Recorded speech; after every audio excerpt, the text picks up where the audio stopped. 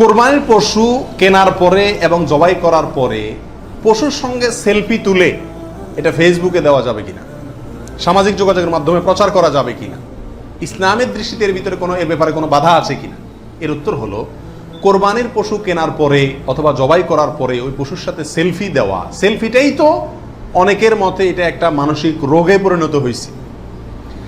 আর এই গরুকে কেনার পরে, ছাগল কেনার পরে তার সঙ্গে ছবি তুলে, সেলফি তুলে ওইটা ফেসবুকে বা সামাজিক যোগাযোগের মাধ্যমে প্রচার করা, এটা ইসলামের শরিয়ার দৃষ্টিতে খুবই গর্হিত এবং নিন্দনীয় একটি কাজ। বিশেষ করে এই জন্য যে প্রথমত বিনা প্রয়োজনে এই ছবিটা তোলা হচ্ছে, দ্বিতীয়ত হলো এর মাধ্যমে নিজে কি কোরবানি দিচ্ছে এটাকে কি করা হচ্ছে, জাহির করা হচ্ছে, প্রচার করা হচ্ছে।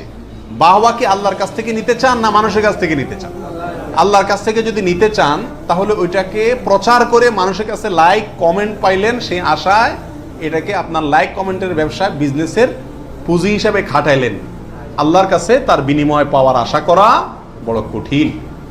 এই জন্য এই গরুর সাথে সেলফি তোলা, বিশেষ করে জবাই করার পরে রক্ত সহকারে ছবি তোলা, এগুলো কোনো অবস্থাতেই ইসলামের শরিয়ার দৃষ্টিতে খুব একটা ভালো কাজ নয়। এগুলো থেকে আমাদের বিরত থাকা উচিত, মনে করা উচিত এটা একটা ইবাদত। এটা কি ইবাদত? ইবাদতের ক্ষেত্রে তামাশা বা যা মনে চাইলে তা করলাম, ফাইজলামতি করলাম, এর কোনো সুযোগ নাই। আল্লাহ আমাদেরকে বোঝার তৌফিক দান করুন।